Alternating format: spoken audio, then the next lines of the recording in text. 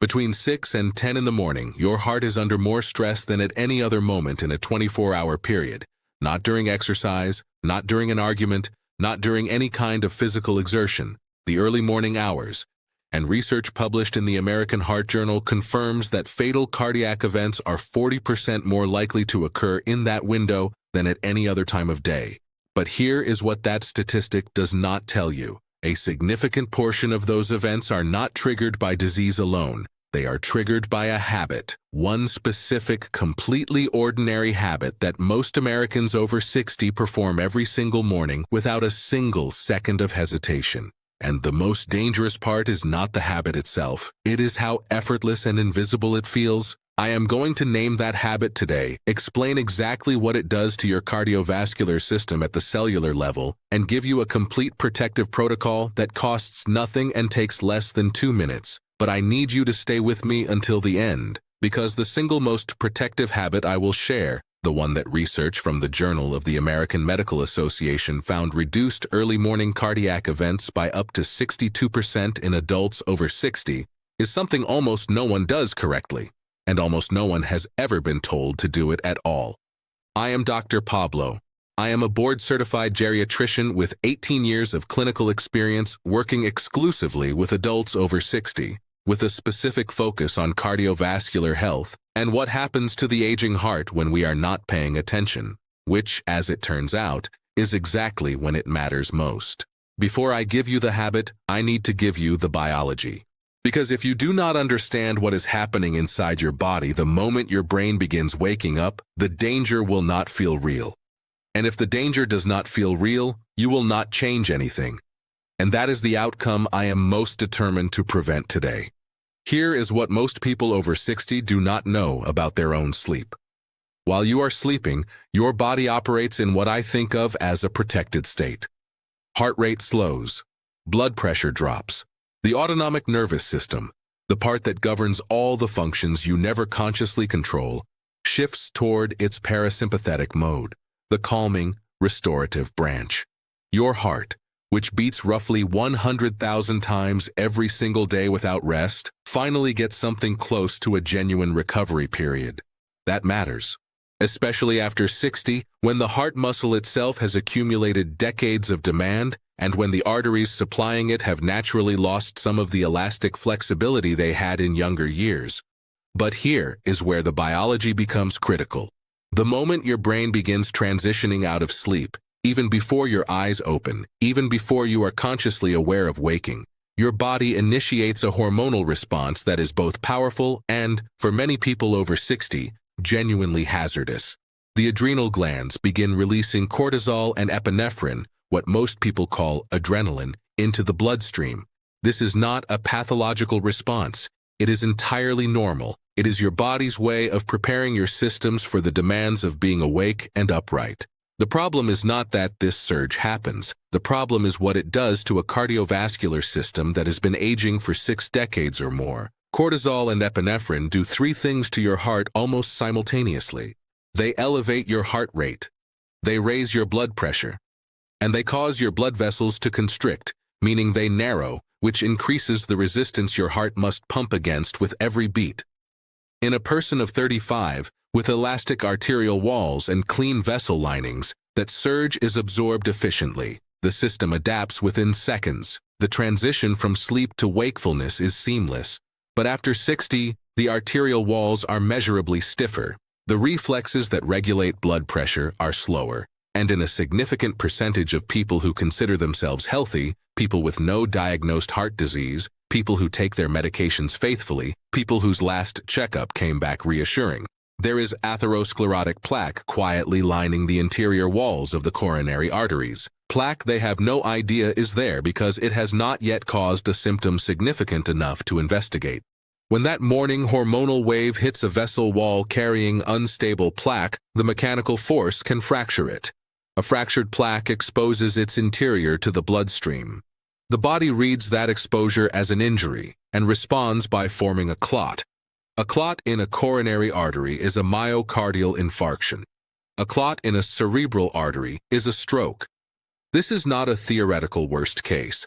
This is the established pathophysiological mechanism behind the majority of morning cardiac events.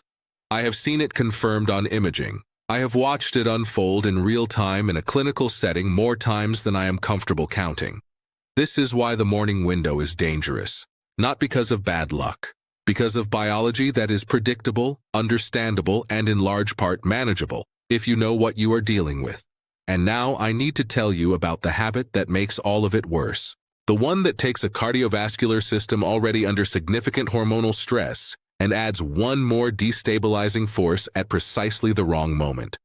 I am going to call it the 3-second mistake, and I want you to think carefully about whether you make it every single morning. You wake up, your alarm sounds, and within 3 seconds, you are vertical. That is it. That is the habit. Standing up immediately after waking. It feels like nothing. It is so ordinary, it is practically invisible. And for your heart, at that precise moment, with cortisol and epinephrine already surging, with your blood pressure already spiking, with your arterial walls already under constriction, it is one of the most destabilizing things you can do.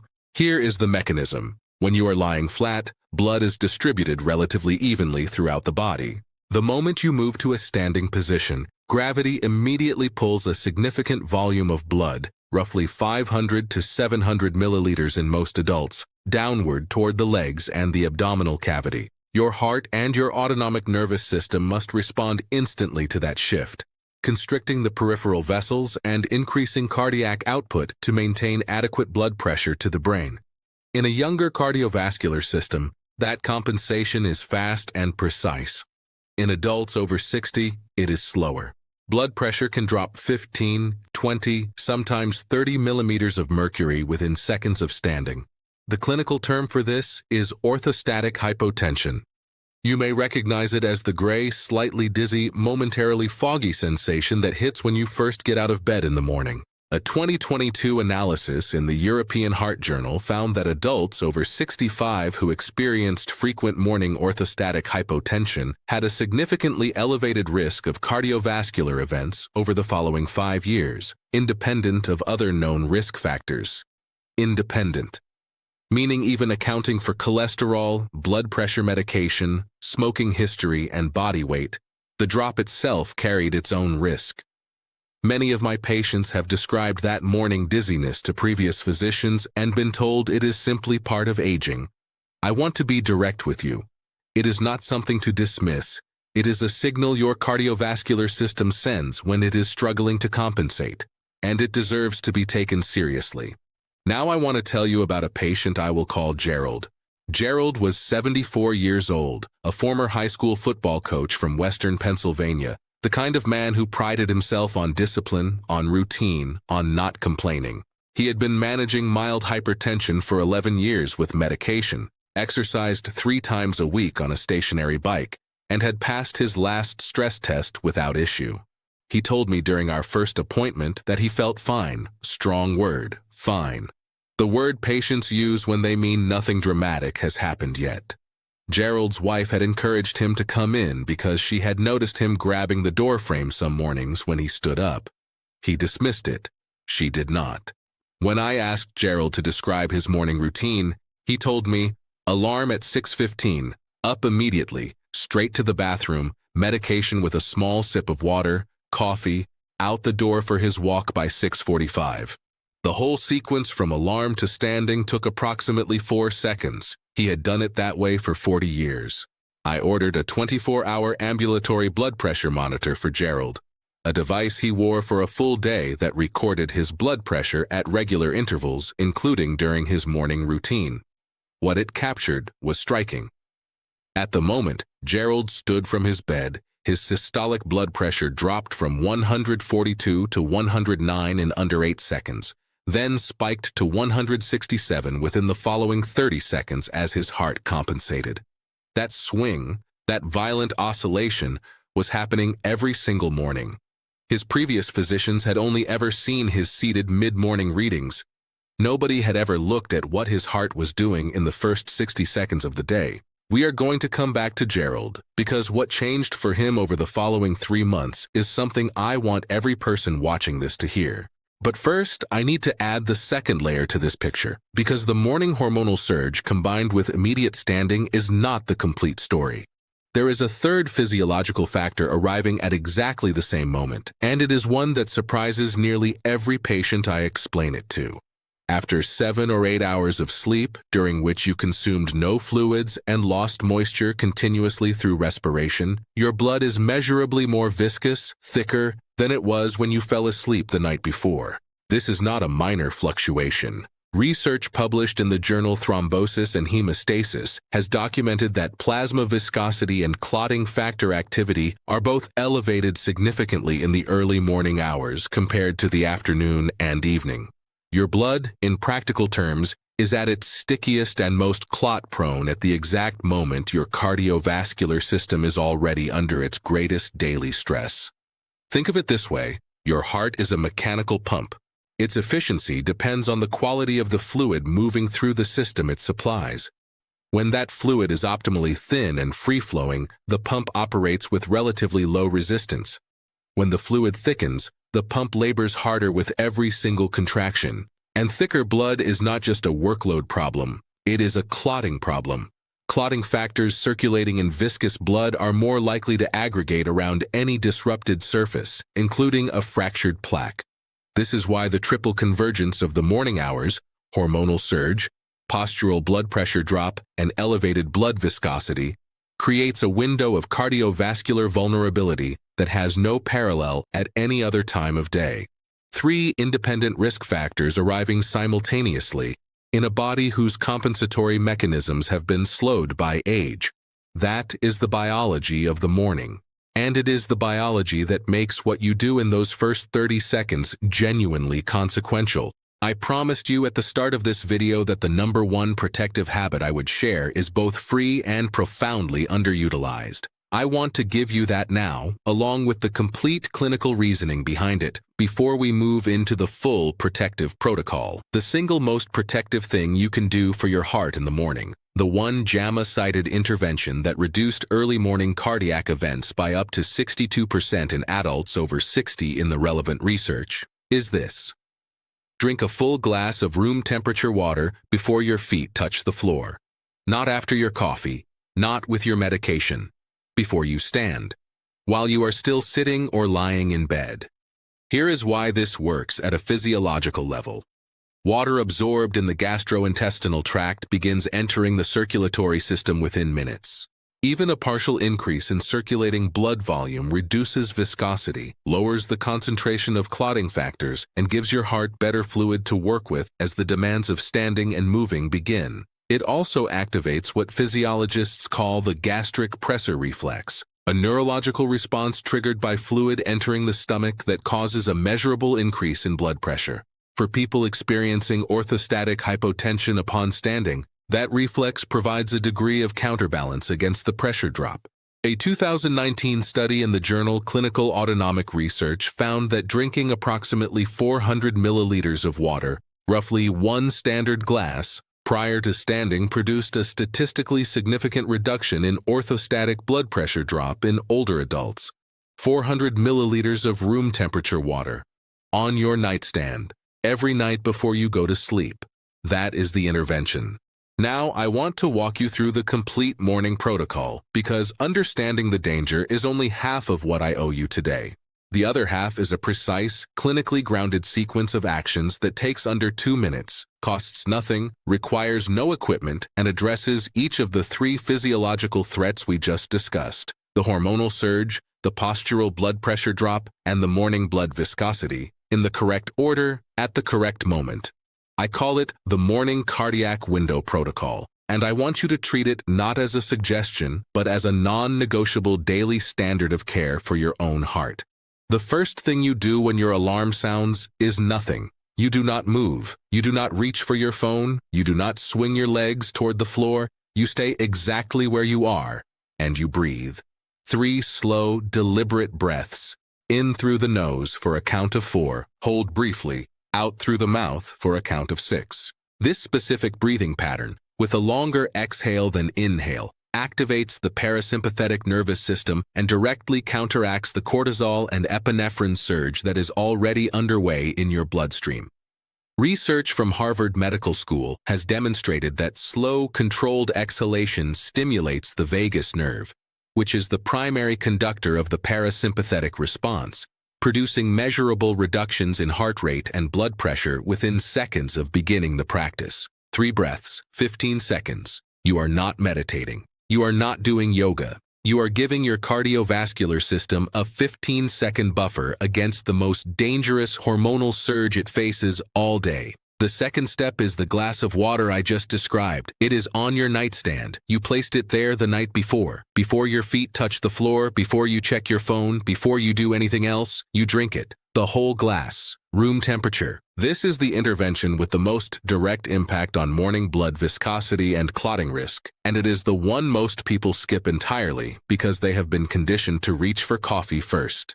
Coffee is a vasoconstrictor and a mild diuretic. It narrows blood vessels and promotes fluid loss. On a cardiovascular system that is already dehydrated, already hormonally stressed, and already managing stiffer arterial walls, coffee as a first input is genuinely counterproductive. Water first, every morning, without exception. The third step is how you move from lying to standing, and this is where most people make the mistake that Gerald made for 40 years without anyone correcting it. You do not sit up quickly. You do not swing your legs off the bed in one motion. You roll to your side first, using your arms to push yourself up slowly into a seated position on the edge of the mattress. Then you stop. You sit there, feet hanging, and you rotate your ankles. 10 slow rotations in each direction. This is not a trivial exercise. The calf muscles are sometimes called the second heart because of their role in pumping venous blood back up toward the cardiac chambers against gravity. When you activate those muscles before standing, you are preloading the venous return system, helping your heart maintain adequate pressure during the transition to vertical without requiring an emergency compensatory spike. Sit for a full 30 seconds, then press through your legs slowly, rise to standing, and pause for another 10 seconds before taking your first step.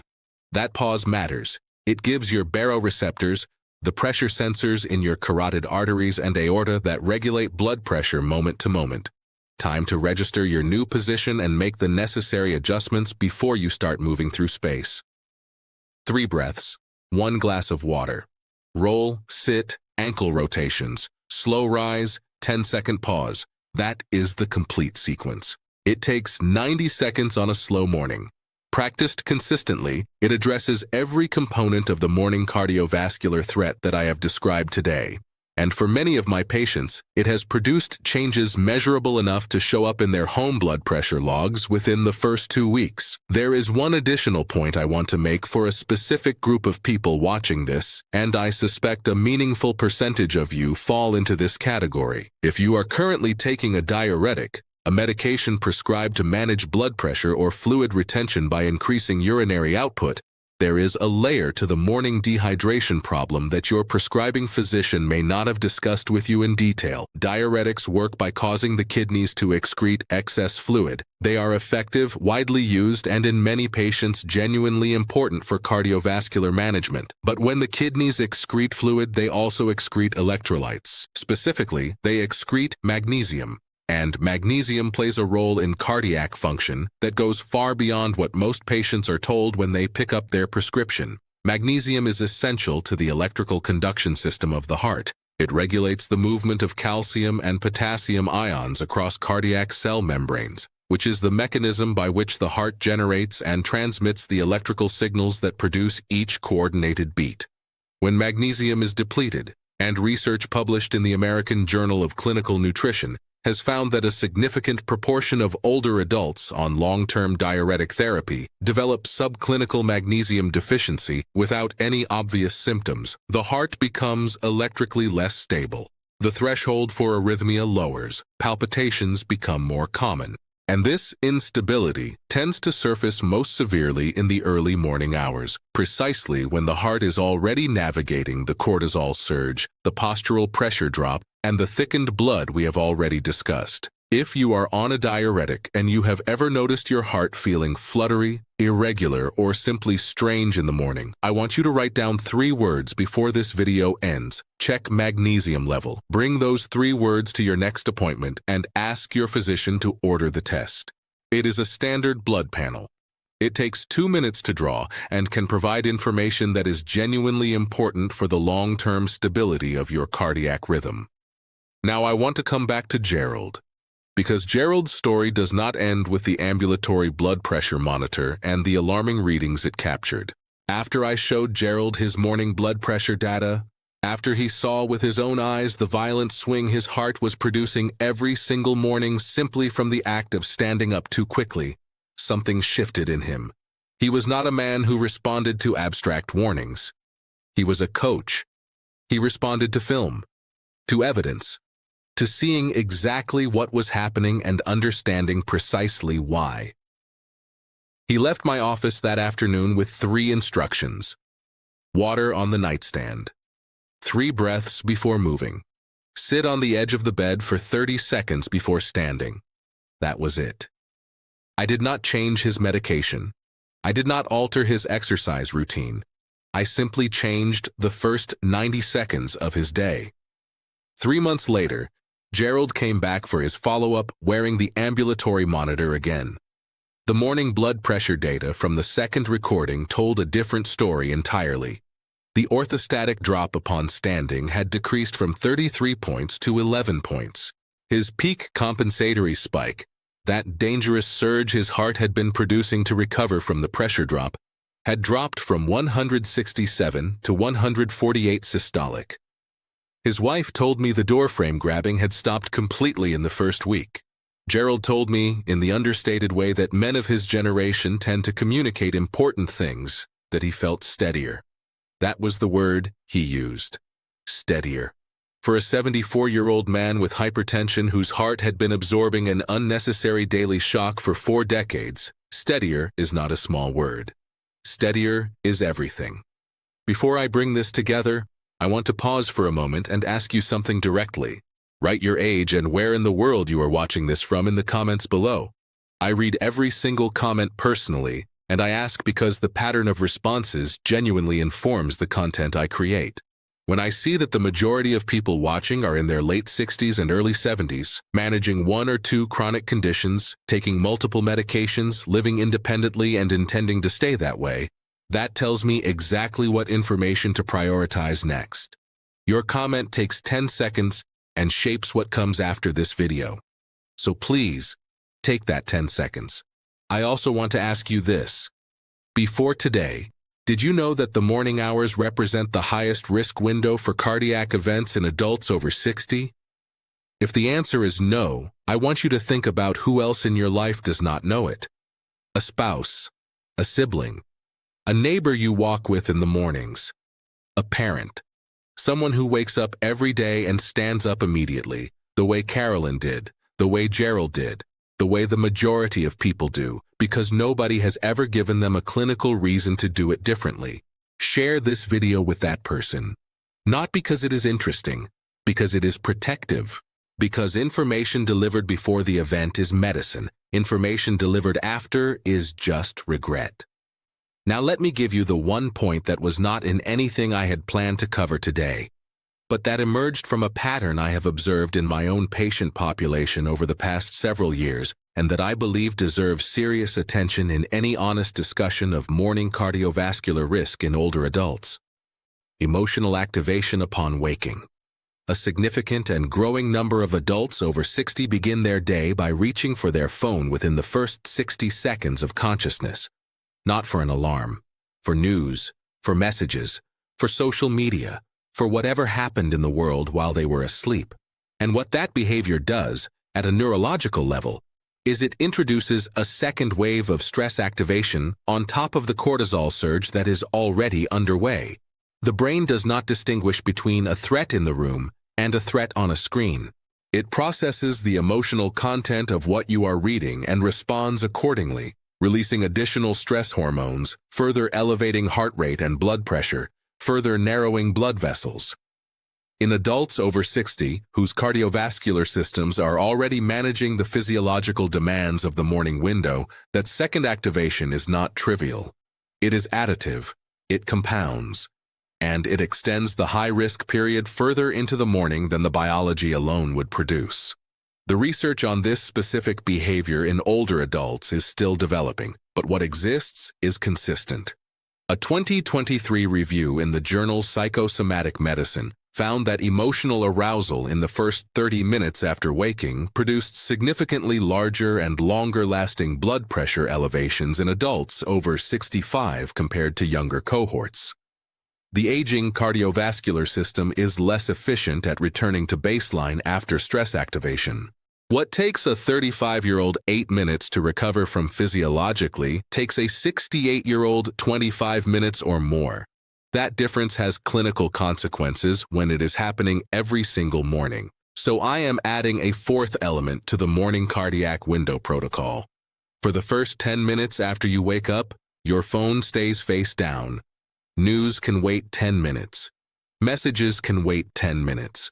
Whatever happened overnight will still be there at 6:25. Your heart needs those 10 minutes more than your inbox does. Breathe first. Water first. Move carefully.